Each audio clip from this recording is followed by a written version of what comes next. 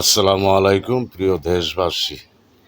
বাংলাদেশে এই যে দুর্নীতি হচ্ছে, আগে হয়েছে, এই যে পদ্মা সেতুর একটা নাট ডিল, একটা ছেলে এটা দেখাইছিল, টিকটক বানিয়েছিল, তাকে তার উপরে হামলা করে মামলা করে তাকে হাজত কাটিয়েছিল। আর গতকাল দেখলাম খবরে গুলশানে মেট্রো রেলের এই যে হামবার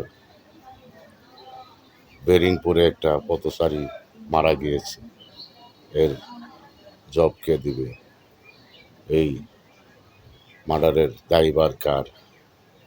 যারা মেট্রো রেলে কাজ করেছে কর্মচারী, নাকি যে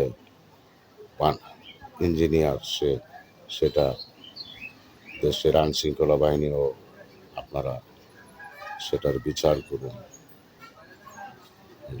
পদ্মা সেতুর নাট ডিল দেখানে যে যার সাজা হয়েছে, আজকে এই বেরিং পরে গতকাল যে বেরিং পরে লোক মারা গেল পথচারী। এত বাংলাদেশের এত দুর্বল কেন ইঞ্জিনিয়ার? বেরিং পড়লো কি করে? আর